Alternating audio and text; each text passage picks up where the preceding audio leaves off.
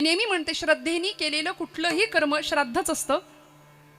मग कीर्तन का ठेवायचं श्राद्धाला? पुण्यस्मरणाच्या दिवशी कीर्तन का? कारण वर्ष श्राद्ध खरं तर कालची तिथी होती आणि श्राद्ध हे कर्म आहे. कर्म म्हटलं की कर्मामध्ये सूक्ष्म एखादी चूक राहू शकते आमच्याकडून.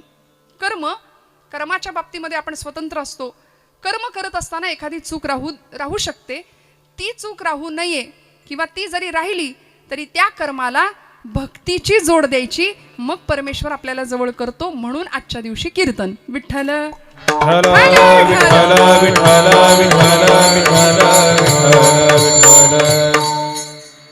त्यामुळे मग असं कीर्तनावर नितांत प्रेम करणारी आपण सगळी मंडळी आहात. आईचं स्मरण आहे, आईचं पुण्य स्मरण आहे. ज्या देशांनी मातेला वंदन केलं, संतांनी मातेला वंदन केलं, सगळा संप्रदाय किंवा सगळा आमचा संत वाङ्मय पहा तुम्ही, पांडुरंग परमात्म्याशी आई म्हणून जोडले गेले. भागवतामध्ये भक्त प्रल्हादांनी आपल्या पित्याला सांगितलेली नवविधा भक्ती, श्रवणम कीर्तनम विष्णू स्मरणम पादसेवनम अर्चनम वंदनम दास्यम सख्यम आत्मनिवेदनम. श्रवण भक्ती पहिली सांगितली आणि आत्मनिवेदनापर्यंत पोहोचले.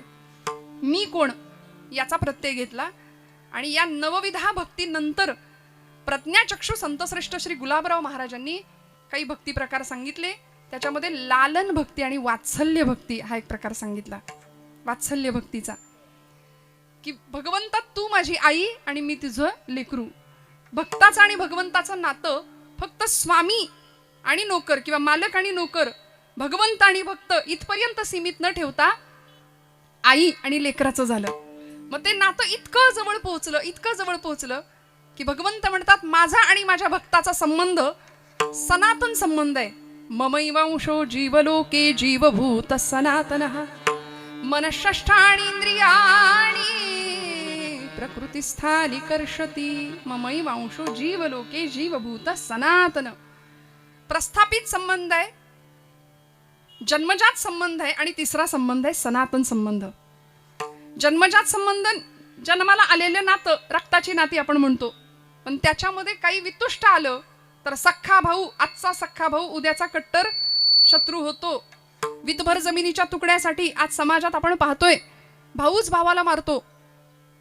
आजचा मित्र, प्रस्थापित नातं, निर्माण केलेलं नातं, मानलेला भाऊ, मानलेला मित्र, मानलेला नाही का, मानलेली नाती असतात. मग त्या मानलेल्या नात्यांमध्ये सुद्धा मतभेद झाले की ते नातं संपू शकतं. पण तिसरं नातं असं आहे, भगवंतांनी त्याला सनातन म्हटलंय आणि तो संबंध असा आहे की तो जीवाचा आणि शिवाचा आहे, तो कधीच तुटू शकत नाही. भगवंत म्हणाले ही सगळी सृष्टी मी निर्माण केली, या सृष्टीमध्ये मी भरून उरलो. विठ्ठल जळी स्थळी भरला रिता ठावन. त्याचं अस्तित्व प्रत्येक घटाघटात कणाकणात भरून उरला. जीवसृष्टी निर्माण केली, तुम्हाला मला त्यांनी निर्माण केलं. पायाच्या डोक्याच्या केसापासून पायाच्या नखापर्यंत अव्यंग शरीर दिलं नाही का, उत्तम जीवन दिलं. एकाचं जीवन दुसऱ्यापासून वेगळं आहे, फरक आहे. एकाच्या आयुष्यामध्ये सुखाचा प्रचंड भरमसाठ अनुभव आहे आणि दुसऱ्याच्या आयुष्यामध्ये दुःख आहे. मग आपण परमेश्वराकडे तक्रार करतो, काय रे देवा नाही का, तुला आमचं बघवत नाही का, म्हणून देवावर खापर फोडतो. भगवंत म्हणले मी तुमच्या सुखातही नाही दुःखातही नाही, मी तुमच्या पापातही नाही पुण्यातही नाही, पण प्रारब्ध भोग भोगल्याशिवाय तुम्हाला जाताही येणार नाही. घटाघटाचे रूप आगळे प्रत्येकाचे दैव वेगळे. एखाद्या घटामध्ये गाईचं पवित्र लोणी पडतं, दुसऱ्या घटामध्ये अग्निसंस्कारासाठी लागणारा अग्नी पडतो. प्रत्येकाचं आयुष्य नशीब वेगळं आहे, पण सगळ्यांना इथून जायचंय. भगवंत म्हणाले माझ्याशी एकरूप राहा, माझ्याशी अनुसंधान ठेवा. मी काय करेन, यदि वातादि दोषेण मद्भक्तां मां हि विस्मरेत अहं स्मरामि तं भक्तं ददामि च परां गतिं. मी त्याला परम गतीला पोहोचवतो. म्हणाले माझ्याशी एकरूप राहा, माझ्याशी अनुसंधान ठेवून राहा. पण आमची नेमकी अडचणीत आहे की आमचं अनुसंधान प्रपंचात आहे, आमचं अनुसंधान परमेश्वराकडे नाहीये, परमार्थाकडे नाही. मी बऱ्याचदा एक वाक्य उच्चार करते, अर्थाचा परमार्थ आम्हाला लवकर कळतो. ऐकताय ना सगळे, अर्थाचा परमार्थ लवकर कळतो, परमार्थाचा अर्थ कळायला वेळ लागतो आम्हाला, आहे की नाही. अखंड हा जीव धावतोय धावतोय धावतोय. पण समाधान नावाचं आयुष्यातलं सगळ्यात मोठं श्रीमंतीचं स्थान मनुष्याला न मिळाल्या कारणाने रोज दुःख आहे. रोजचे चेहरे बघण्यासारखे आहेत. अहो, कपड्यांना इस्त्री असते इथपर्यंत ठीक आहे, माणसं चेहऱ्याला पण इस्त्री करून फिरायला लागली. कोणाच्या घेण्यात नाही, देण्यात नाही, नाहीच आमचा जगाशी काही संबंध. माझ्या ज्ञानोबरायांना विचारा, हे तो समस्त हि श्री वासुदेवो. कुणाला म्हटलं भक्त? ऐसा प्रतीती रसाचा ओतला भावो, आणि भक्ता माझी रावो ज्ञानिया तोची. हे समस्त हि श्री वासुदेवो. वासुदेवम सर्वमिती. सगळीकडे भगवंत आहे, तुझ्या माझ्या हृदयात प्रत्येकाच्यात भगवंत आहे. अशी एकत्वाची दृष्टी निर्माण व्हावी, याकरता देवाशी जोडलं जाणं खूप महत्वाचं आहे, खूप महत्वाचं. मग कसं जुळायचं, कसं जोडलं जायचं? म्हणून म्हटलं आम्ही प्रपंचात फार सुंदर रमतो, प्रपंचाच्या बंधनामध्ये स्वतःला अडकून घेण्यात खूप आनंद वाटतो, पण परमार्थ नाही आवडत. कोई तनदुखी, कोई धनदुखी, कोई मन दुखी, कोई तन दुखी, कोई धन भी न रहत उदास, थोडे थोडे सब दुखी, सुखी कोण आहे? सुखी हरी के दास. मग सुख प्राप्त झालेल्या संतांना विचारावं की सांगा ना, तुमच्या आयुष्यामध्ये इतकी प्रतिकूलता असताना सुद्धा तुमच्याकडे बघितल्यानंतर आम्हाला शांत वाटतं. संत विश्रांतीची विश्रांती, दासबोध. संत तृप्तीची निजतृप्ती, ना तरी भक्तीची फलश्रुती. ते संत. विश्रांतीला सुद्धा ज्यांच्या जवळ जावं आणि विश्रांती घ्यावी असं वाटावं ते संत आहेत. म्हणून जनाबाई आई साहेब पांडुरंगाशी इतक्या सुंदर पद्धतीने जोडल्या गेल्या, इतका हक्क निर्माण झाला. आणि तो हक्क असा होता, त्या हक्काने भांडण सुद्धा करायची इच्छा झाली तरी सुद्धा चालत होतं. आता तुम्ही आम्ही देवाशी भांडू शकतो का? नाही. आपली ती ताकद नाही, आपला तो अधिकार नाही. पण जनाबाईंनी म्हणावं, अरे विट्या, अरे विट्या, मुळ मायेच्या कारट्या. हे जनाबाईंनीच म्हणावं, कारण अधिकार होता. जसा माझा प्रपंच आहे तसा तू आहे आपण म्हणतो, मग आपण लबाड आहे. हा माझा, तो माझा, तो माझा, तसा देवा तू पण माझा, ही लबाडी आहे. पण मेरे तो गिरीधर गोपाल, दुसरा न कोई, हे म्हणायला धाडस लागतं. आणि ते जनाबाईंकडं, मीराबाईंकडं होतं. म्हणून मग भक्तीच्या एका अत्युच्च अवस्थेला पोहोचलेली ही सगळी संत मांदियाळी. जनाबाईंनी काय करावं? पांडुरंग परमात्म्याला हाक मारली की देव यायचा. जनी मांडते दळणा, नाम ओठी घोळते. मस्त जात्यावर बसावं. नामदेवांच्या 14 लोकांचं घरचं, 14 लोकांचं दळण जनाबाईंनी दळावं सकाळी सकाळी पहाटे. पूर्वेच्या देवा तुझे सूर्यदेव नाव, उगवत्या सूर्यनारायणाला नमस्कार करावा आणि पहाटेच्या वेळी जात्यावर दळण दळायला बसावं. परवा माझ्या पुण्यातल्या एका मैत्रिणीने विचारलं, ते मुलगी होती लहान तिची, ती म्हणली ताई जात्यावर कसं बसायचं असतं? म्हटलं बाई जात्यावर नसतं बसायचं, त्याच्या शेजारी बसायचं, खुंट्याला हात लावायचा, गोड आवाजात खणखणीत ओवी म्हणायची. ती म्हटली माझ्याकडं, मला ओवी येते पण माझ्याकडे जातं नाही. म्हटलं मिक्सरवर म्हण. जात्याचं काम आता मिक्सर करतोय, मिक्सर लावायचा, ओवी ओवी म्हणायला जातच पाहिजे असं काही नियम नाहीये. जातं कुठं तानपुऱ्यासारखं वाजत होतं. बहिणाबाई जात्याला काय म्हणायच्या माहितीये खानदेशातल्या? अरे घरोट घरोट वाण्या बामणाचं जात. त्या म्हणायच्या ज्याच्यातून येतं पीठ त्याला जातं म्हणू नये म्हणायच्या. अहो पीठ येतं ना, मग जातं कसं? आणि जनाबाई म्हटलं की जातं. जनाबाईंनी किती गोड पांडुरंगाला आळवावं. जनी मांडते दळणा, नाम ओठी घोळते, भारी जड हे जाते तुझे या विना. आणि पांडुरंग यायचा. पांडुरंगा सख्या येणारे बाबा म्हणून हाक मारावी. आमचा प्रपंच, आमच्या हातात काम असतं, पण काम करता करता इथं केल्याची किंमत नाही, खाल्ल्याची किंमत नाही, एकदा गिळा हे आमचं असतं बरं का. बरोबर ना? तुम्ही म्हणाल ताई महिला असून महिलांचीच टिंगल करता, चेष्टा करता, असं नाहीये. पण बऱ्याचदा आमच्या महिला वर्गावर एक ठपका असतो. 4 बायका एकत्र जमल्या की सगळ्या तळवड्याचं वर्तमानपत्र तिथं जमतं, तिथं मिळतं. याचं काय झालं, त्याचं काय झालं, नाही का. ती तशीच तुला म्हणून सांगते, कुणाला सांगू नको असं म्हणून सगळ्या गावभर सांगतो. मग आम्ही चर्चा बदलूया आमच्या.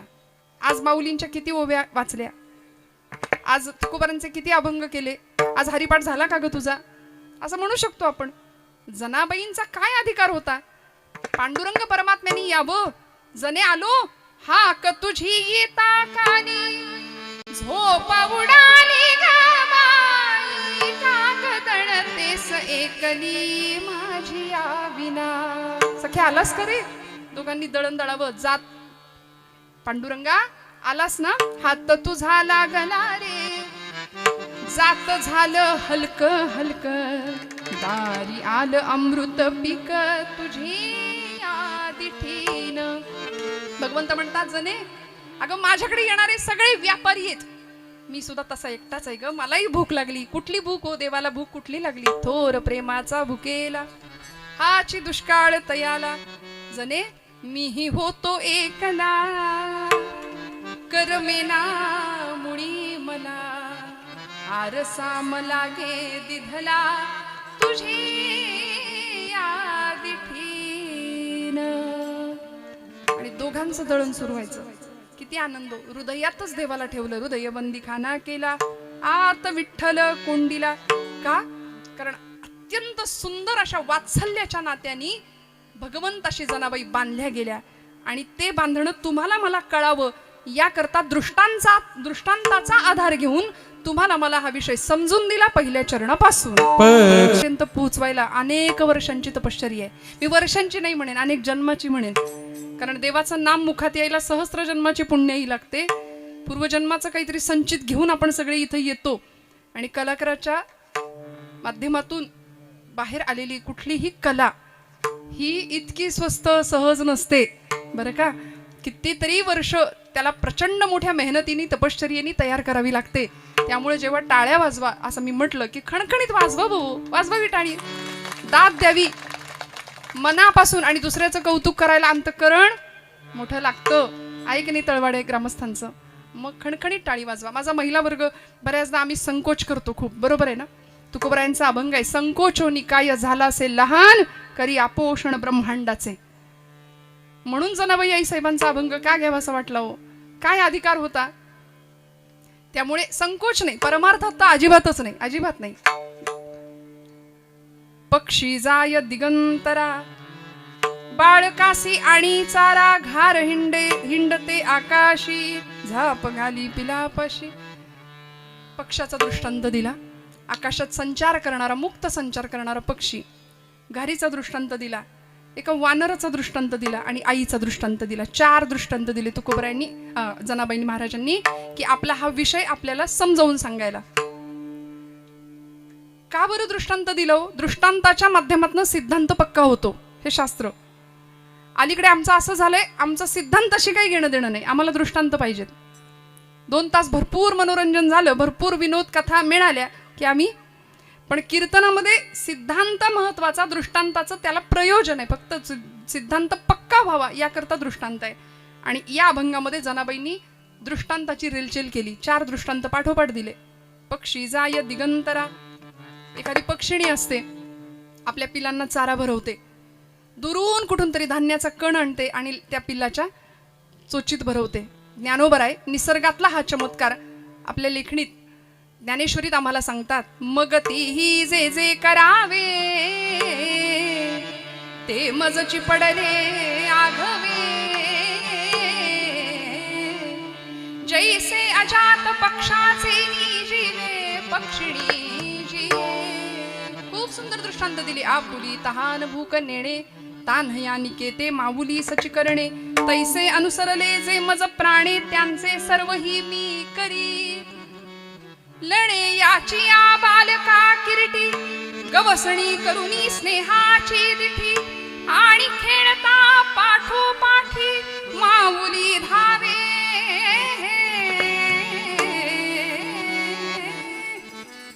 आई धावते लेकराच्या मागे मागे. पक्षिणी पिलाला घास भरवण्याकरता जीव तडफडवते, कारण ते पिल्लू असतं, नुकतंच पंख फुटलेत, त्याला अजून पंख फुटायचे, डोळे उघडायचेत, नुकतंच जन्माला आले. मग काय सुंदर सांगितलं. पक्षी जाय दिगंतरा, आकाशात संचार करतो ती पक्षिणी, पण आपल्या पिलाकडे तिचं लक्ष असतं आणि ती पिलासाठी चारा घेऊन येते, दाणा घेऊन येते. मला सांगा ना, निसर्गातला हा चमत्कार ज्यावेळी माऊली आम्हाला सांगतात, जनाबाई आईसाहेब आम्हाला सांगतात, त्यावेळी किती सुंदर दृष्टी असेल त्यांची. ती चिमणी किंवा ती एखादी सुगरण किंवा ती एखादी पक्षिणी आपल्या पिलाला दाणा भरवताना ती असं म्हणते का की तू माझ्या म्हातारपणची काठी आहे बरं का, हे सगळं आम्ही तुझ्यासाठी करतोय. आम्ही 10 वेळा म्हणतो ना आपली कर्तव्य करत असताना. आणि आम्ही कितीही केलं तरी पोरं केलं म्हणतात का? म्हणतात का सांगा? नाही. 25व्या वर्षी 16व्या वर्षी तुम्हाला उलटा प्रश्न असतो, काय केलं माझ्यासाठी? तुकोबरायांना विचारावं ना. महाराज म्हणाले, अरे आम्ही आमच्या 8 पिढ्यांची वाडवडिलांची परंपरा आणि पिढी किंवा तो आशीर्वाद घेऊन इथे जन्माला आलो. आमच्या वाडवडिलांनी आमच्यासाठी संपत्तीचा सातबारा नाही ठेवला, पण आमच्यासाठी आमच्या वाडवडिलांनी परमार्थाचा सातबारा ठेवला. माझ्या वडिलांची मिरास गा देवा, तुझी चरणसेवा पांडुरंगा. मिरास हा शब्द संपत्ती, ॲसेट या शब्दाने वापरलाय. मग हे आम्हाला आमच्या वाडवडिलांनी दिलं. आमची लेकरं 25शीत आल्यानंतर आम्हाला विचारणार तुम्ही आमच्यासाठी काय केलं? कितीही करा. रक्ताचं काय करतो आपण? हाडाची काढ करतो आणि जीवाचं सगळं तुम्हाला माहिती आहे माझं, नाही का?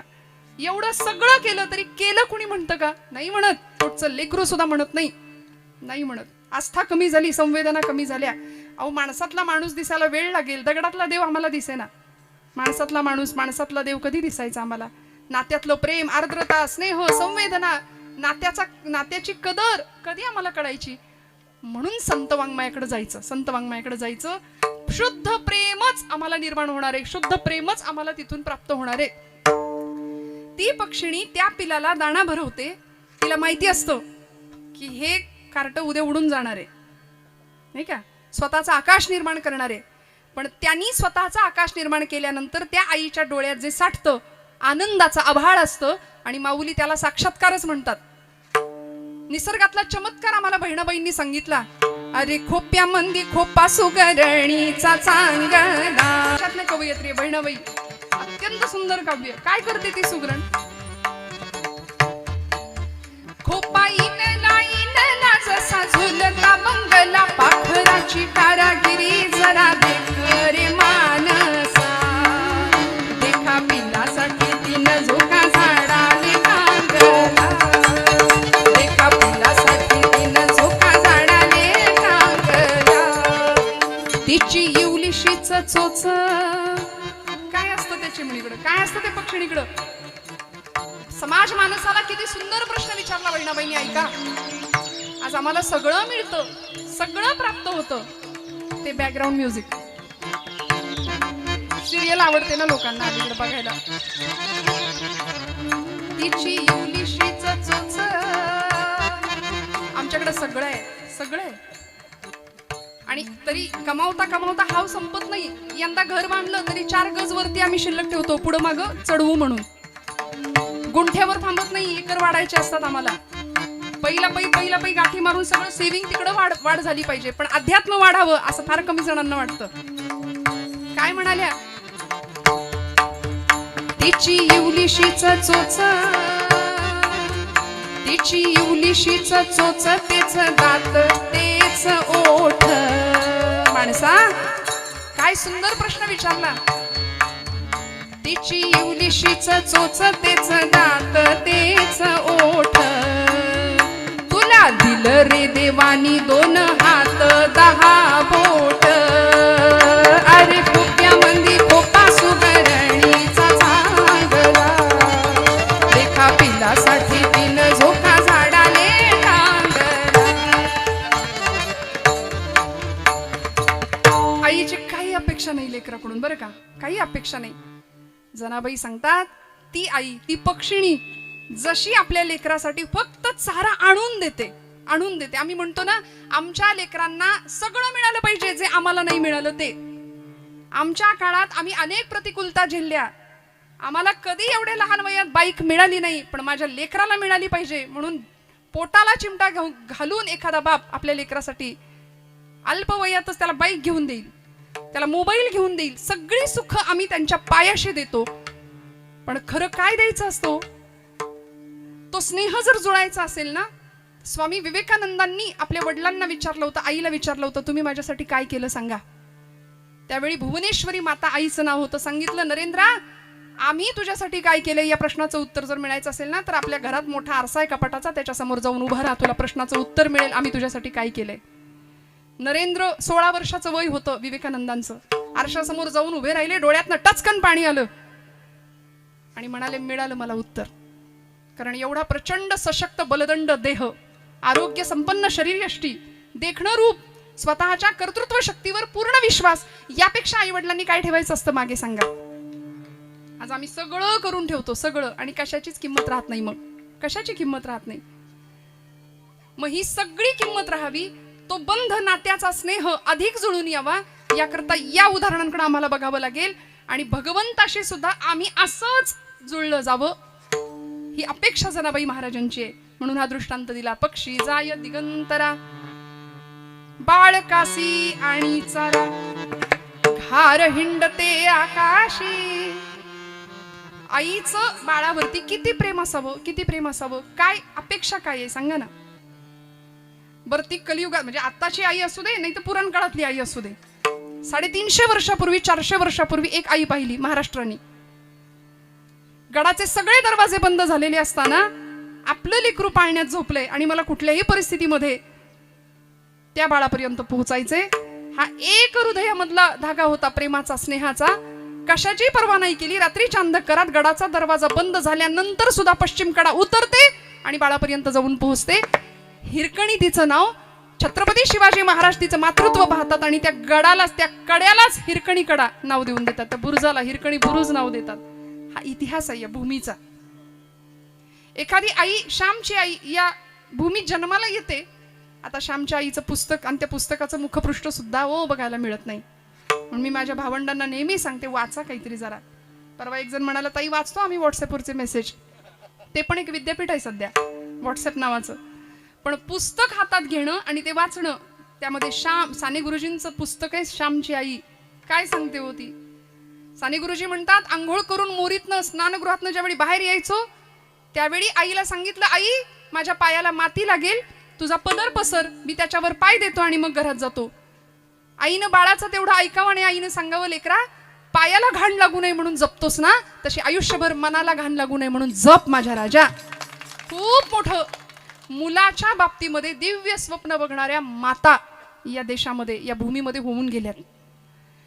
परमेश्वराशी सानिध्य करायचं असेल तर आम्हाला भगवंताशी कुठल्या नात्याने जोडलं गेलं पाहिजे.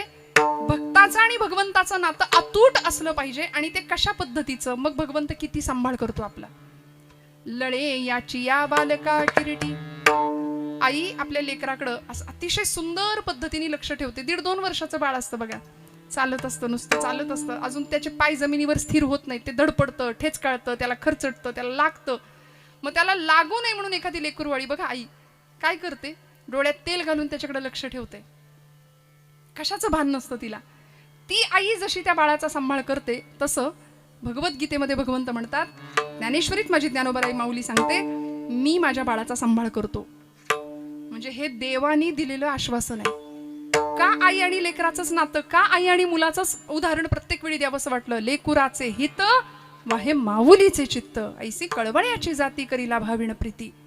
कुठल्याही पद्धतीचा वैयक्तिक स्वार्थ न ठेवता माता जीव ओवाळून टाकते आपल्या लेकरावरती, जीव ओवाळून. म्हणून तिचे ऋण कधी फेडता येत नाही, हे सगळं आपल्याला माहिती आहे. मी नव्याने सांगते, अशातला भाग नाहीये. पण या जगामध्ये जर प्रगती कोणी केली असेल, जगामध्ये नाव जर कुणी कमावलं असेल ना, तर ते आई वेड्या महापुरुषांनी. ज्यांनी आईवर प्रेम केलं ती माणसं मोठी झाली. ज्यांनी मातेची महती समजून घेतली ती माणसं मोठी झाली या जगाच्या पाठीवरती, बरं का. त्यामुळं मग आकाशात हिंडणाऱ्या घारीचा दृष्टांत देतात अभंगाच्या 2ऱ्या चरणामध्ये. पटकन कळलं तर कळलं, नाही तर जाऊ सोडून द्यायचं. काही माणसं लाखात एक असतात, काहींकडे लाखो असतात. काही माणसं काहींकडे लाखो असतात, काहींकडे लाखो असतात. कारण काही माणसं लाखात एक असतात. लाखात एक आपल्याला व्हायचंय, बरं का. आपल्याकडे लाखो असो वा नसो, पण आपल्याला लाखात एक होता आलं पाहिजे. देवाचं आवडतं होता आलं पाहिजे. आणि देवाची कृपा छत्रछाया जर आपल्यावर असेल ना, तर जगात कुणीच आपलं काही वाकडं करू शकत नाही. मी हात जोडून सांगते, अंतःकरण शुद्ध, नीतियुक्त आचरण जर असेल ना, तर माझ्यावर विश्वास ठेवा, परमेश्वर काटा सुद्धा टोचून न देण्याची जबाबदारी घेतो. निर्वाणी गोविंद असे मागे पुढे, निर्वाणी गोविंद असे मागे पुढे, निर्वाणी गोविंद असे मागे पुढे, निर्वाणी गोविंद असे मागे पुढे, काहीच साकडे पडो. केवढी मोठी जबाबदारी घेतली परमेश्वराने. बघा ना, ही सगळी दृष्टांत म्हणजे फक्त ऍक्शन नाही, ती खरं तर भगवंताच्या ज्या वृत्तीने आपण भगवंताशी जोडले गेलो पाहिजे त्या वृत्तीचं दर्शन आहे. ह्या नुसत्या कृती नाहीयेत. घारीचं उदाहरण, एखाद्या पक्षिणीचं उदाहरण, एखाद्या माकडिणीचं उदाहरण दिलंय, आईचं उदाहरण दिलंय. ही फक्त उदाहरणं नाहीत, ह्या वृत्ती आहेत. वृत्ती, या वृत्तीने आपण भगवंताशी बांधलं गेलं पाहिजे. ही कृती नाहीये फक्त. आणि देव आम्हाला आश्वासन देतोय, एखादी आई जसं लेकराला सांभाळते तसा मी तुम्हाला सांभाळणार आहे. मग हे देवाचं आश्वासन आहे. आता इथं शंका नको.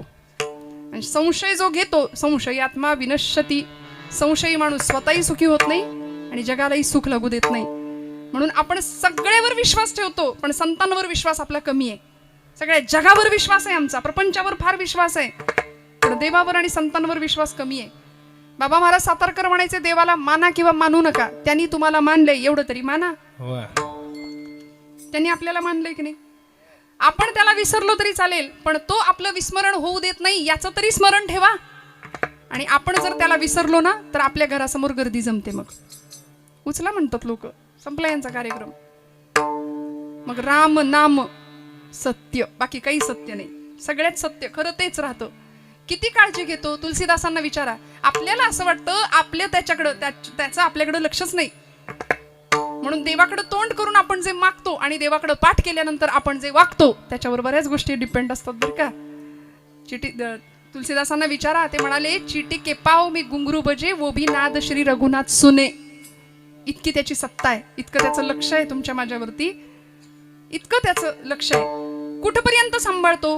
होठ कंठ चले नाही.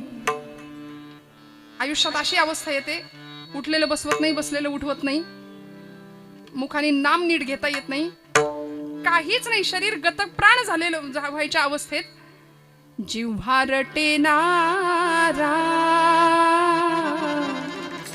होठ कंठ चले नहीं, जिव्हा रटे नारा, राम हमारा जप करे हम बैठे आराम, हम बैठे आराम. मग तेव्हा नुसतं बसलो तरी चालेल, पण राम आमचा जप करेल, भगवंत आम्हाला सांभाळेल. कसा? घार हिंडते आकाशी, चित्त तिचे झाप घाली पिलापाशी. झाप शब्द वापरला. या झाप शब्दामध्ये आवरण, आच्छादन, संरक्षण. पडता जड भारी दासी आठवावा हरी, मग तो येऊन दिशीण आड घाली सुदर्शन. इतकं सांभाळतो, इतकं सांभाळतो. सगळ्या भक्तांचा सांभाळ योग्य पद्धतीने देवानी केलाय. सांभाळ करताना तुका म्हणे, त्याचा देव सर्व भार चालवी कामार होऊन या गडी झाला. राजसूय यज्ञामध्ये पांडवांच्या घरच्या उष्ट पत्रवळे सुद्धा उचलल्या. द्रौपदीच्या थाळीतलं भाजीचं उष्ट पान जेवून तृप्तीचा ढेकर दिला त्यांनी. आणि त्या द्रौपदीचं एक चिंधीचं ऋण भगवंतांनी लक्षात ठेवावं. आणि भर दरबारामध्ये दुःशासनाने वस्त्र धरलं होतं, केसांना धरून फरफटत ओढत आणली होती, दयेची याचना करत होती. कुणीच काही नाही करू शकलं. रथी महारथी होते तिथं, पांडव होते, एकापेक्षा एक परम प्रतापी वीर होते. सांगत होती ओरडून, मी कौरव कुलाची मर्यादा आहे, मी कौरवांची स्नुषा आहे. नाही कोणी ऐकलं, हात सोडले आणि भगवंताचा धावा केला. आला नव्हतो, आला. पूर्णपणे संरक्षण करण्याची जर जबाबदारी तो घेतो, फक्त त्याच्याशी नात्याने जोडलं गेलं पाहिजे. आईचं आणि लेकराचं जसं नातं आहे ना, तसं भगवंताला आम्हाला त्याच्याकडे आई म्हणून जाता आलं पाहिजे. संतांनी आई म्हणून धाव घेतली. धाव घाली आई आता पहाते सकाळी. आई म्हणून बघितलं. विठाई किठाई कृष्णाई. तो पांडुरंग विटेवर उभा आहे, कटेवर हात ठेवून, पण आई म्हणून पाहिलं. म्हणून तर तो विठू माझा लेकुरवाळा आहे. विठू माझा लेकुरवाळा, संगे गोपाळांचा मेळा. निवृत्ती हा खांद्यावरी, सोपानाचा हात धरी, पुढे चाले ज्ञानेश्वर, मागे मुक्ताई सुंदर. असा लेकुरवाळा माझा पांडुरंग आहे. आपल्याला आई म्हणून, आपल्याला लेकरू बनून जाता आलं पाहिजे. कसं जायचं? सकाळची वेळ आहे, एक सौभाग्यवती आहे, गृहलक्ष्मी आहे, सणाचा दिवस आहे, नैवेद्याचं काम करायचंय, सोहळ्यातला स्वयंपाक आहे, सगळा नैवेद्य करायचंय, म्हणून तिने सगळी तयारी केली आणि स्वयंपाकाला लागली. स्वयंपाकाची तयारी सुरू आहे. 6 महिन्याचं लेकरू होतं तिचं बरं का. आणि ते पहाटेची वेळ उठल्याबरोबर, आता लेकरं अगदी लहान लहान आहे, त्यांना अनुभव आहे, ती बरोबर पहाटे उठून बसतात कामात, आहे की नाही. त्याला झोपवलं पाळण्यात आणि ती कामाला लागली. कामाला सुरुवात झाली, सोहळ्यातला स्वयंपाक सुरू झाला. आता इकडे तिकडे हात नको लागायला, छान स्वयंपाक व्यवस्थित होऊ दे म्हणून स्वयंपाक सुरू झाला. आणि 15व्या मिनिटाला ते कार्ट रडायला लागलं. ते आईनं तसंच ते बाळ रडत ठेवलं. तिचं काम चालू झालं. शेजारीण आली, सख्खी होती म्हणून आली, आणि तिने पटकन विचारलं, बाई ग तुझं लेकरू कधीच रडतंय, त्याला घे तरी. ती म्हणाली, अगं घेतलं असतं, पण म्हणाली आता मी सोहळ्यात आहे, आता माझा स्वयंपाक सुरू झालाय, आता थोडा वेळ रडेल, झोपेल, जाऊ दे. ती म्हणाली, मी तुझी समस्या सोडवते. त्या बाळाला घेतलं तिने, त्याच्या अंगावरचे सगळे कपडे काढले, खऱ्या अर्थी त्याला सोहळा केला. त्याच्या अंगावरची सगळी वस्त्र काढली आणि आपल्या आईकडे त्याला दिलं.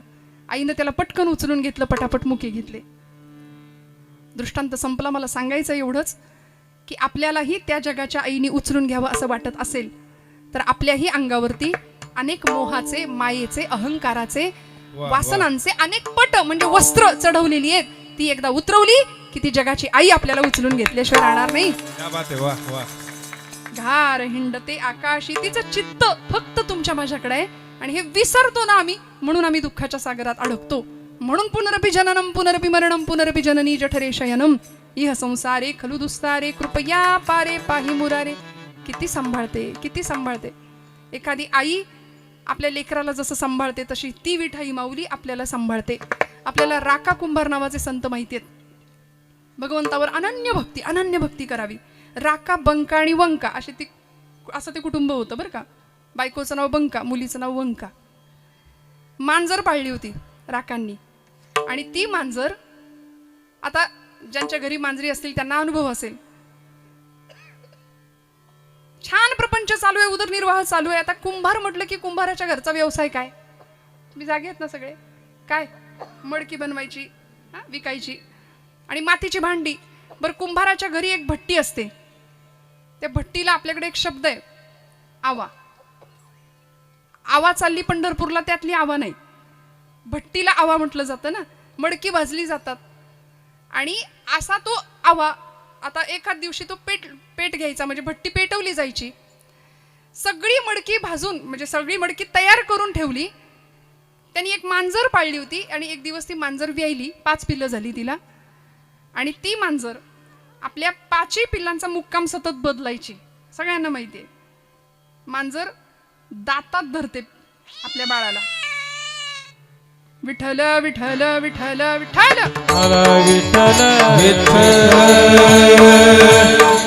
माझा दृष्टांत हृदयात पोहोचू दे. इथं विनोद नाही मला अजिबात करायचा. विठ्ठल विठ्ठल.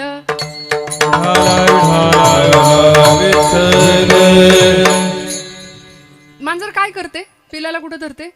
दातात धरते ना, तोंडात धरते. न्यायशास्त्रामध्ये मार्जार न्याय आहे आणि मरकट न्याय आहे. मांजर आपल्या पिलाला धरते आणि माकडाच्या बाबतीमध्ये पिलू माकडाला धरतं, आईला धरत असतं. आईने त्याला धरलेलं नसतं, पण आईची झेप केवढी मोठी असू दे पण ती जबाबदारी घेते, त्याला पडू नाही देणार. माता पिता काय सांभाळतात आपल्या लेकरांना, बघा ना किती सांभाळावं. म्हणून का दृष्टांत दिला हा मार्जार न्याय, मरकट न्याय? का बरं सांगितलं असेल? वानर हिंडे झाडावरी, जनाबाई सांगतात. पण पिलू बांधून उदरी, कायम ते पिल्लू तिच्या उदराशी बांधलेलं असतं. पंच माहितीये ना, फिरते ना रील सगळीकडे. जपान मधलं एका प्राणी संग्रहालयातलं माकड आहे, ते सगळीकडे ती रील आता सध्या फिरतीये. काय दिला संदेश त्या रीलने आम्हाला? काय दिला हो? माणूस अखंड प्रेमाच्या शोधात आहे. आईची जागा कोणी भरून काढू शकत नाही.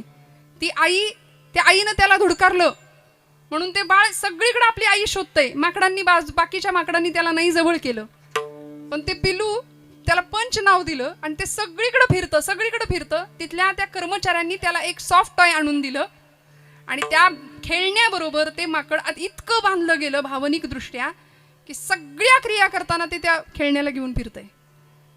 आज प्रेमाची नाती नसतील, प्रेम नसेल ना, तर जगात कशालाच अर्थ नाही मंडळी. आपल्याकडे सगळं असेल, पैसा असेल, श्रीमंती असेल, सत्ता असेल, पण प्रेमाची माणसं नसतील ना आजूबाजूला, तर तुमच्या असण्याला आणि तुमच्या संपत्तीला कुणीही विचारणार नाही, कुणीही नाही. आपल्याला खडसावणारं, आपल्या पाठीवर हात टाकणारं कौतुकाची, प्रेमानी मायेनी कुरवाळणारं, आपलं कौतुक करणारं, प्रसंगी जाब विचारणारं कोणीतरी आपल्याला पाहिजे. प्रेमाची माणसं जपणं फार गरजेचं आहे, फार. आणि आम्ही काय करतो माहितीये का, या बुद्धीमध्ये, या मेंदूमध्ये इतका कचरा भरून ठेवलाय सध्या. याची आडवीन, त्याची जिरवीन, तुला बघून घेईन, एवढंच आहे सगळं. प्रचंड. बरं, याच्यासाठी दिली का हो बुद्धी? ज्ञानोबरायांना विचारा ना, बुद्धी कुठं नेते आम्हाला?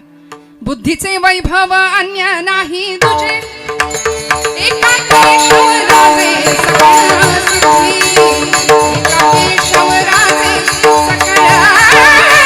सिद्धी, एका केशवराजे सकळ सिद्धी. बुद्धीचे वैभव अन्य नाही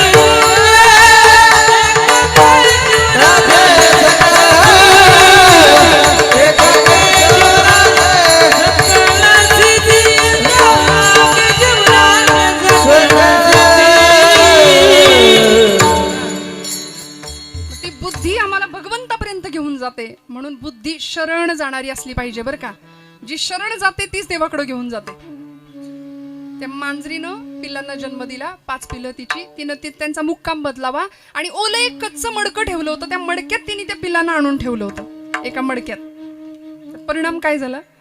आता कच्ची मडकी आहेत, ओली आहेत, 5ही पिल्लं एका मडक्यात आणून ठेवली आणि ती मांजर गेली गावात. आता तो नेमका भट्टी पेटवायचा दिवस होता. भट्टी पेटली, एक एक एक एक ओलं कच्चं मडकं भट्टीत जायला सुरुवात झाली. सगळी मडकी भट्टीत गेली. ज्या मडक्यामध्ये ही 5 पिलं होती तेही मडकं त्या भट्टीत गेलं. आणि भट्टीतनं जसा धूर बाहेर यायला लागला तसं गावात फिरणाऱ्या मांजरीला कळलं, माझी बाळं मडक्यात आहेत आणि ते मडकं भट्टीत आहे. वात्सल्य, मातृत्व निसर्गात सगळीकडे आहे, सगळीकडे आहे. पहा, फक्त शोधून बघायची गरज आहे. मांजर धावत आली आणि राकांच्या पायाला अशी चाटायला लागली. त्या आगीच्या दिशेने झेप घ्यायला लागली. मांजर बाजूला केलं त्यांनी, म्हणले, अगं खोळी का तू आगीत कुठे जाती, उड्या मारती? तिने परत आपल्या मालकाच्या पायाला चाटावं आणि राकांनी ओळखलं, आईची भाषा ओळखली. हात जोडले पांडुरंगाला, म्हणले, पांडुरंगा, या मुखाने कधी कुणाची निंदा नाही केली, मनात कधी कुणाबद्दल पापी विचार नाही येऊ दिला. ही माझी भट्टी आज पेटली, आता 3 दिवस ही भट्टी विझणार नाही. तुझी अनन्य भावे सेवा केली, मी तुझं लेकरू आहे, तू माझी माय आहे पांडुरंगा. आता 3 दिवस ही भट्टी पेटत राहील. यातल्या एका मडक्यामध्ये या माईची लेकरं आहेत. तुझी खरंच जर सत्ता असेल सगळ्या विश्वावर, तर माझा तुझ्यावर नितांत विश्वास आहे. 3 दिवसानंतर या माई लेकरांची भेट तू घडवून द्यायची. 3 दिवसानंतर ही भट्टीतली लेकरं, ही पिलं जिवंत बाहेर आली पाहिजेत.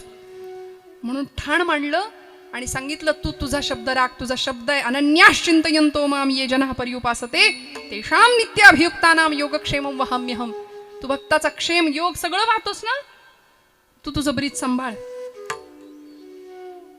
भगवंतांना शब्द दिला, एका भक्ताचा शब्द असतो, संतांचा शब्द होता. म्हणाले, देवा, तू तुझं ब्रीद सांभाळ, मी तुला वचन देतो, जर या भट्टीत गेलेली मडक्यातली लेकरं जर जिवंत बाहेर आली ना, तर घरदार सोडीन, घरादारावर तुळशीपत्र ठेवीन आणि तुझी भक्ती करायला पंढरपुरात येऊन राहीन कायमचा. 3 दिवस तिथंच बसले, उपोषण केलं, निष्ठा आणि नाम सुरू केलं. विठ्ठल विठ्ठल विठ्ठल विठ्ठल, अखंड नामस्मरण. 3ऱ्या दिवशी भट्टी विझली. भट्टीतली सगळी मडकी बाहेर निघायला लागली. राकांची मुलगी होती, पत्नी होती शेजारी. सगळी मडकी जशी बाहेर निघाली आणि ज्या मडक्यात आपली पिल्लं आहे, त्या मांजरीला जास्त माहिती होतं, ती त्या मडक्याच्या दिशेने धाव घ्यायला लागली. ते मडकं जसं बाहेर आलं, राकांनी हात घातला आणि 1 2 3 4 5 तुरु तुरु तुरु तुरु तुरु तुरु तुरु पिल्लं धावायला लागली. राकांच्या डोळ्यात पाणी आलं. देवा, तू तुझा शब्द सांभाळलास, आता मी माझा शब्द सांभाळणार.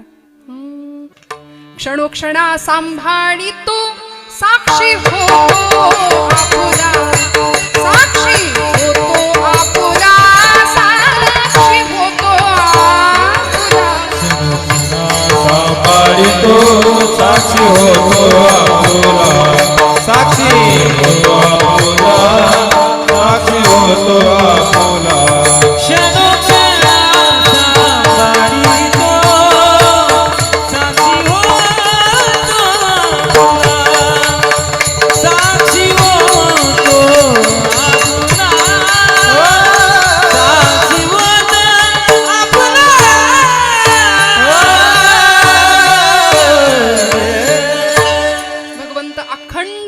पाहतो, तो साक्षी भावाने आपल्याकडे पाहतोय, फक्त आपलं त्याच्याकडे लक्ष नाही. हा विषय वेगळा आहे. आपण आई म्हणून किंवा लेकरू म्हणून त्याच्याकडे धाव घेत नाही.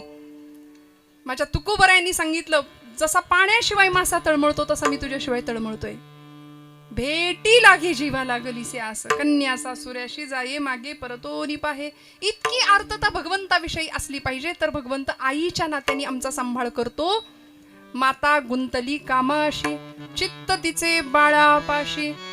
वानर हिंडे झाडावरी, पिलू बांधोनी उदरी. अशा दृष्टांतांनी जर जनाबाईंनी भक्ताचं आणि देवाचं सख्यत्व किंवा ते नातं एका विशिष्ट उंचीवर कसं नेता येईल हे आम्हाला वारंवार सांगितलं.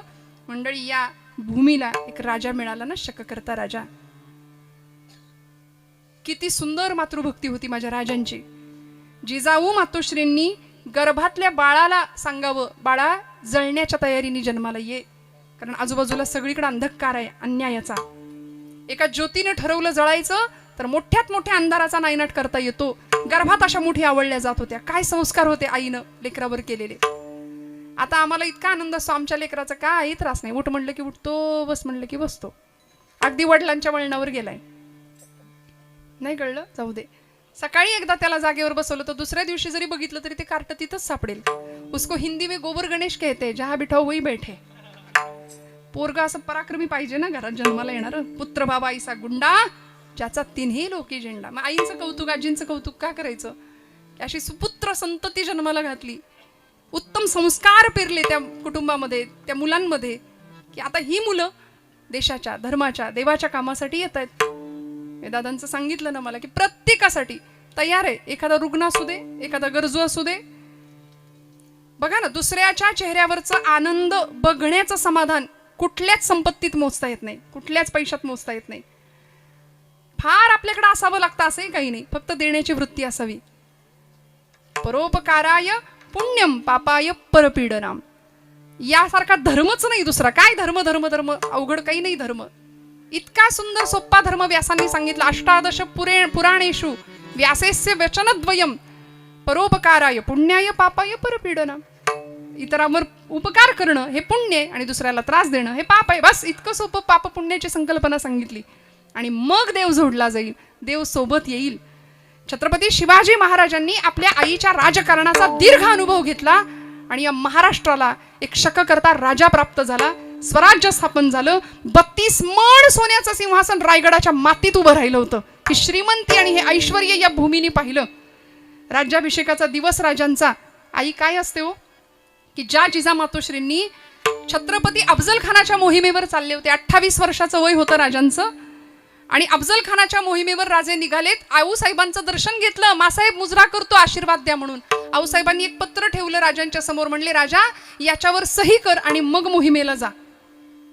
शिवबांनी विचारलं, आईसाहेब कसलं पत्र आहे? म्हणाले, तुझं मृत्यूपत्र आहे. ही आई होती, ती आई होती. आताची आई का बरं फरक का आम्हाला बघावं लागेल मागे जाऊन? आताची आई म्हणते, बाळा लागेल तुला काय पडशील, खेळायला जाऊ नको, सायकल शिकू नको. मग काय करू तरी काय आई? पोहायला जाऊ नको, बुडशील. मग करू तरी काय? टीव्ही बघ, हा घे मोबाईल, मी माझं काम करते, तू तुझं काम कर. आयुष्य चाललं नुसतं दुसऱ्यांची स्टेटस बघण्यात. मी परवाही म्हटलं की खरं सांगा, दिवसातला किती वेळ लोकांची स्टेटस बघण्यात जातो की नाही? आमच्या स्टेटसचं काय नाही का? आम्ही आत बघायलाच तयार नाही. आम्ही सगळे बाहेर बघतोय सध्या. स्वतःचा श्वास कोणी ऐकायला तयार नाही. मुरारी बापू म्हणतात, कभी खुद को फोन लगा के देखा है, एंगेज टोन सुनाई देगी म्हणले. लावलंय आता, लावू नका, नंतर बघा, प्रयत्न करा. आपलाच मोबाईल घ्यायचा, आपलाच नंबर त्याच्यावर डायल करायचा. अभी इस समय सभी लाईन व्यस्त है. आम्ही इतके व्यस्त आहे की आम्हाला आमची माणसं दिसत नाही. आम्हाला प्रचंड आम्ही वखवक करतोय आधुनिक सुखाच्या साधनांनी. सकाळी उठल्यापासून रात्री झोपेपर्यंत अखंड हा जीव धावतोय. कधी धाव कमी होणार हो ही? जेव्हा भगवंताशी आम्ही आईच्या नात्याने जोडले जाऊ, लेकरू म्हणून धाव घेऊ, तेव्हा अहंता संपेल, ममता संपेल. जेव्हा राका, ते म्हणाले, देवा तू तुझा शब्द राखलास, आता माझी पाळी आहे, मी माझा शब्द राखेन. पंढरपुरात गेले. पंढरपुरात गेल्यानंतर लाकडात म्हणजे लाकडं जंगलातनं आणायची, मोळ्या बांधायच्या आणि ते विकायची, उदरनिर्वाह करायचा, असा व्यवसाय सुरू केला. रस्त्याने चालत असताना मागे मुलगी आहे, तिच्या मागे पत्नी आहे आणि तिघ जण चालतायत. चालत असताना मातीत एक सोन्याचं नाणं किंवा काहीतरी तत्सदृश एक वस्तू दिसली. राखांनी आपल्या मागे येणारी आपली बायको आणि मुलगी आहे याचा विचार करून त्या सोन्याच्या वस्तूवर माती झाकली की त्यांना दिसता कामा नये. पण मला विरक्ती आहे, वैराग्य आहे, पण स्त्री सुलभ भाव आहे, सोन्याचा मोह जडू शकतो, माझ्या मुलीला त्याचा मोह निर्माण होऊ शकतो. म्हणून राखांनी त्याच्यावर माती टाकली आणि बाहेर निघून गेले. पुढे चालायला लागले. मुलगी हुशार होती, चाणाक्ष होती, कुळी कन्यापुत्र होती, जे सात्विक. तिने पाहिलं आणि विचारलं बाबा. तिने ती माती बाजूला काढली, ते सोनं हातात घेतलं. म्हणली बाबा काय केलं तुम्ही इथं? राखा म्हणले अगं तिथं ते पडलं होतं सोनं, तुला त्याचा मोह निर्माण होऊ नये म्हणून त्याच्यावर माती टाकली. मुलीचं उत्तर ऐका. ती म्हणाली बाबा ही माती आणि हे सोनं दोन्ही हातात घेतलं, दिलं भिरकावून, दोन्ही आम्हाला एकसारखं आहे. तुमचे येर वित्त धन आम्हा मृत्तिके समान, सगळंच सारखं आहे माझ्यासाठी. बाबा या सोन्याचा मोह मला जडेल म्हणून तुम्ही माती झाकली त्याच्यावर, पण मला सांगा अशी किती सोन्याची नाणी टाकली म्हणजे भट्टीत गेलेली मांजरीची पिल्लं जिवंत बाहेर येतात?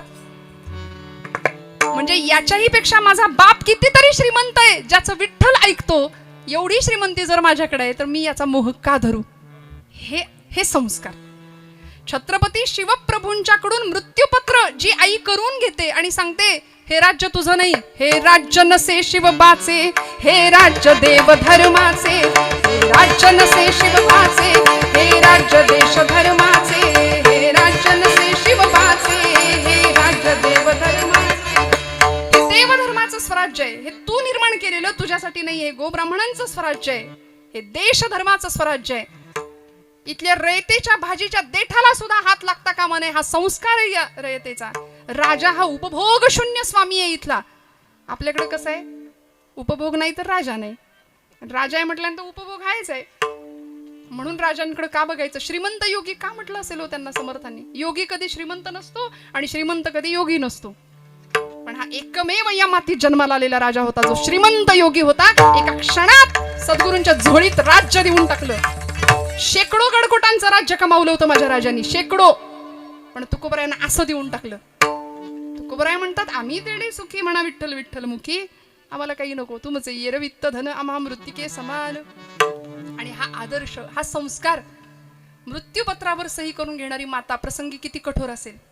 तू वाटेल तसा वाग, वाटेल तसं कर, असं नाही. कुठंही कॉम्प्रोमाइज नाही केली. प्रचंड शिस्त, प्रचंड तडजोड. म्हणून मी मगाशी म्हटलं आज आपल्याला, आम्ही कसं असतं, आम्हाला मिळालं नाही, आमच्या लेकरांना मिळालं पाहिजे म्हणून आम्ही त्याची पात्रता निर्माण होण्याच्या आधी सगळं त्याला देतो, मग त्याची किंमत राहत नाही. जिजाऊ मातोश्रींनी कृतार्थ शेवट अनुभवला जीवनाचा. आपल्या लेकराला इतकं सुंदर घडवलं आणि 32 मण सोन्याच्या सिंहासनावर प्रतिष्ठित झालेलं पाहिलं. डोळे भरून पाचाडच्या वाड्यावर आऊसाहेब होत्या. राजे दर्शनाला गेले, नमस्कार केला आऊसाहेबांना, खांद्याला धरलं राजाच्या आणि आऊसाहेबांनी सांगावं शिवबा आजच्या दिवशी तुम्हाला काहीतरी मागू का? 72 वर्षाचं वय आहे आऊसाहेबांचं. आजच्या दिवशी तुम्हाला काहीतरी मागू का? राजे म्हणाले आऊसाहेब हो जरूर मागा. काय देऊ मी तुम्हाला? माझं काळीच काढून देऊ आऊसाहेब, सांगा ना काय काय देऊ? आऊसाहेब म्हणाले राजा माझ्या पुनर्जन्मावर विश्वास आहे, मी हिंदू धर्मशास्त्र मानते, माझा पुनर्जन्मावर विश्वास आहे. मला जर पुढचा जन्म आई म्हणून मिळाला तर माझ्या पोटी जन्माला याल का? पुन्हा एकदा माझ्या पोटी तुम्ही जन्माला याल का? प्रेम स्वरूप आई वात्सल्य सिंधू आई. माधव जुलियन नावाचे मराठीतले कवी आहेत. बोलावू मी तुला या कोणत्या उपायी, प्रेम स्वरूप आई वात्सल्य सिंधू आई, प्रेम स्वरूप आई वात्सल्य सिंधू आई, प्रेम स्वरूप आई वात्सल्य सिंधू आई.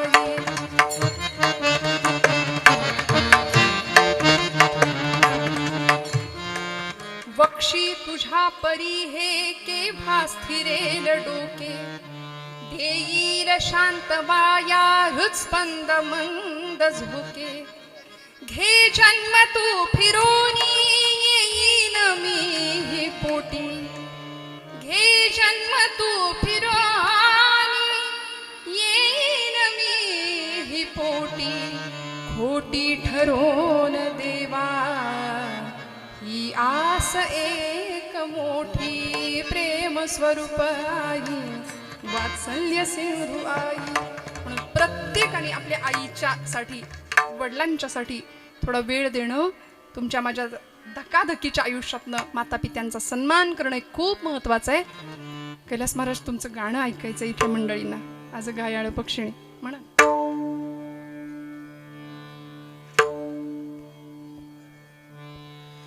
माया मंदिर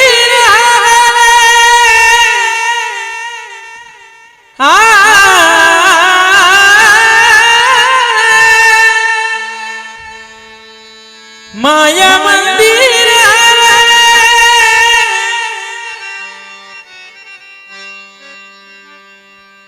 लागे कलश फुटाया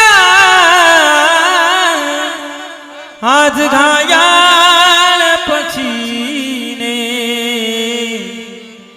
जाई पिलाना बेटाया आज घाया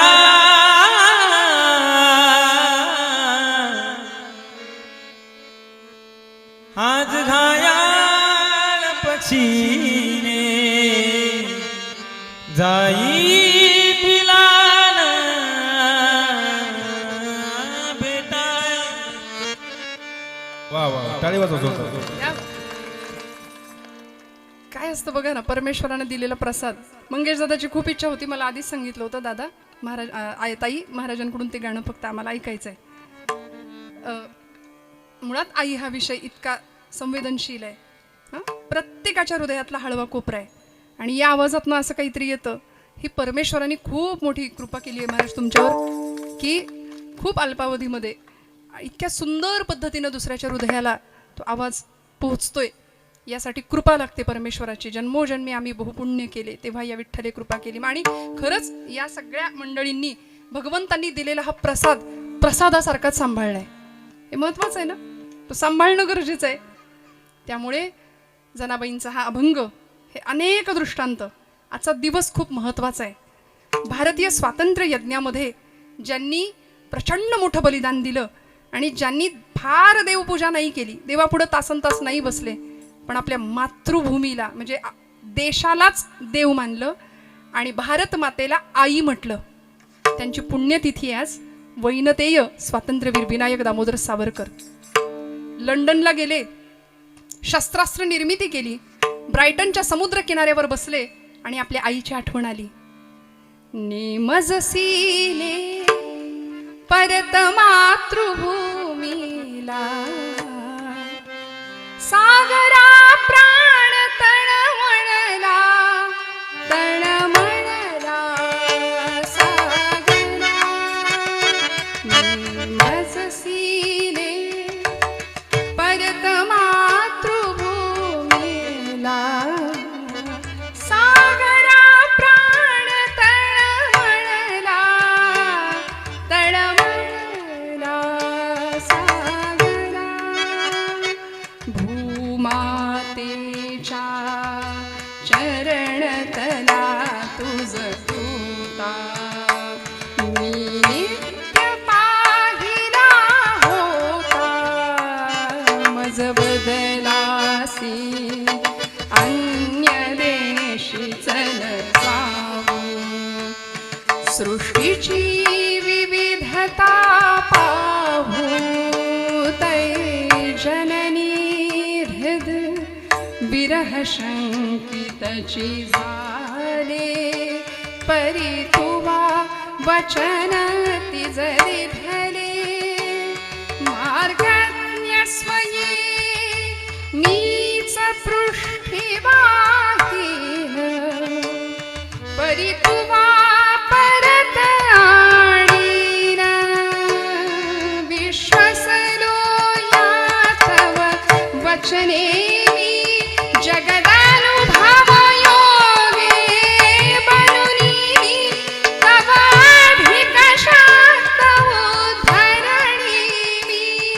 येईन खरे कथुनी सोडी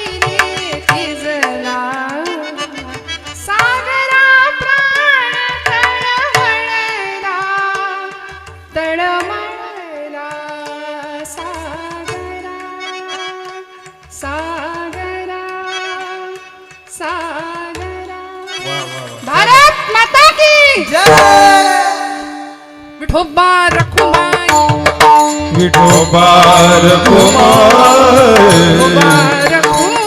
विठोबा रखुमाई. विठोबा रखुमाई. विठोबा विठोबा रखुमाई. रखुमाई. विठोबा रखुमाई. हे Vithoba Vithoba Rakhumai.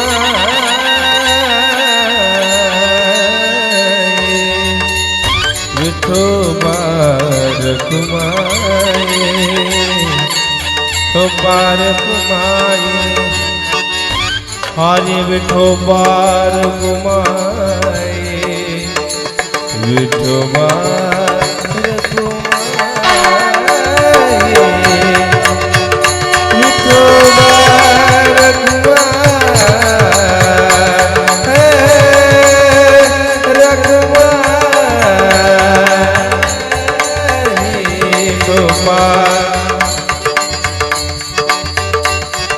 Obar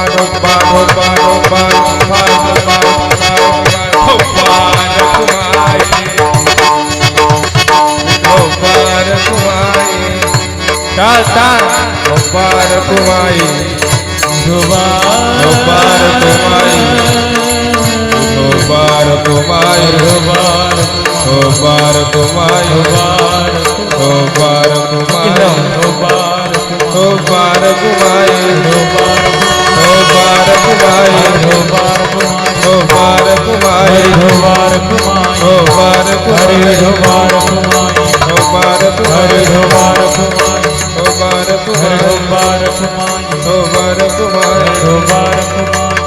obar kumai, obar kumai, obar kumai, obar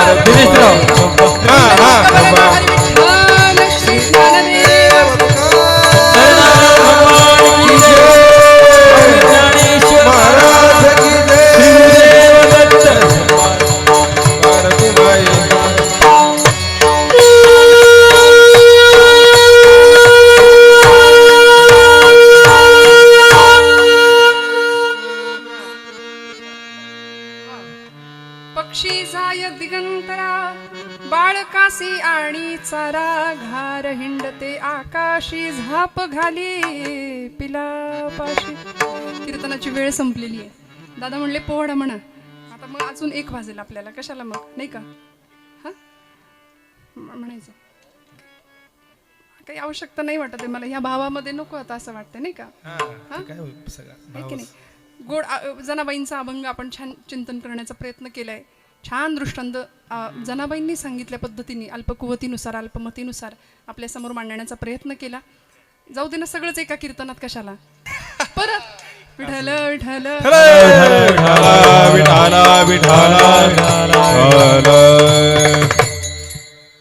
गोड ही मंडळी आज साथीसाठी लाभली आहेत. आपण सर्व मंडळी इतक्या आनंदाने इथं कीर्तन सेवेकरता आणि आजींच्या या पुण्यस्मृतीला वंदन करण्याकरता इथं उपस्थित आहात. मी खरं सांगते मंडळी, आयुष्यातलं सगळ्यात मोठं कटू असलेलं सत्य आहे मृत्यू. प्रत्येकाला इथून जायचं आहे ना, प्रत्येकाला जायचं आहे. पण ज्याच्या माध्यमातून आम्हाला आयुष्य मिळालं त्या भगवंताला आपण विसरतो. आणि खूप मोठा म्हणजे आयुष्यामध्ये नतद्रष्टपणा जर कुठला असेल तर तो हा आहे की आपण इथं येऊन देवाला विसरतो, देवभूमीत राहतो आणि देव मान्य करत नाही. म्हणून सावरकरांचं का मी आता गाणं म्हटलं, त्यांची पुण्यतिथी अर्थात त्यांचं स्मरण म्हणून. आणि एवढंच नाही, भगवद्गीतेचं तत्वज्ञान सावरकरांनी आम्हाला सांगितलं. फार तासनतास देवाचं कधी केलं नसेल, पण ज्यावेळी मध्य समुद्रामध्ये त्यांनी उडी घेतली त्यावेळी लंडनमध्ये शस्त्रास्त्र निर्मिती केली. भारतामध्ये जहाजातनं बसून त्यांना आणलं गेलं. भारतात खटला चालला गेला. भारतामध्ये इंग्रजांनी त्यांना शिक्षा सुनावली 50 वर्ष अंदमानची काळ्या कोठडी. 25व्या वर्षी शिक्षा झाली आणि म्हणाले आता 80व्या वर्षी, तुमच्या वयाच्या 80व्या वर्षी तुम्हाला सोडू बरं का. तेव्हा सावरकर ठासून त्या जजला त्यांनी विचारलं होतं की are you sure that Britishers will rule India up to 1960, म्हणजे 1960 सालाला तुम्हाला सोडू आम्ही, तोपर्यंत तुम्ही तिकडे राहा काळ्या कोठडीत. सावरकर म्हणाले तुम्हाला याची खात्री आहे का की तुम्ही आमच्या देशात 1960 सालापर्यंत राहाल? तुम्हाला खात्री आहे? आणि 1947ला इंग्रजांना जावं लागलं. प्रत्येक क्रांतिकारकांनी, प्रत्येक वीरांनी दिलेलं इथलं बलिदान अजिबात वाया नाही गेलं. सावरकरांनी जहाजातनं उडी टाकली होती. इंग्रजांच्या बंदुका होत्या मागे रोखलेल्या, पण ती उडी टाकल्यानंतर तिकडे अर्थात ते पकडले गेले, कैद झाली, खटला चालला, सगळं झालं. पण कोर्टामध्ये जजनी विचारलं होतं, तुम्हाला भीती नाही वाटली? पोलिसांनी विचारलं होतं, तुम्हाला भीती नाही वाटली? मध्य समुद्रात उडी टाकली. सावरकर म्हणाले होते, आज तुम्ही पुण्यात आलात ना, तर डेक्कनच्या चौकामध्ये पुण्यामध्ये सावरकरांचं स्मारक आहे, जिथं परदेशी कपड्यांची होळी त्यांनी केली. आता पुणेकर आम्ही, माऊली म्हणलेत पुण्याची गणना कोण करी. हा, पुण्याची नाही, पुण्याची गणना कोण करी. पण आमची खासियत नको का आम्हाला सांगायला? पुणे तिथे काय उणे म्हणतात की नाही, तिथं ती स्मारक आहे सावरकरांचं, त्याच्यावर ओळी लिहिल्यात त्यांच्याच. अनादि मी अनंत मी, अनादि मी अनंत मी, अवध्य मी भला.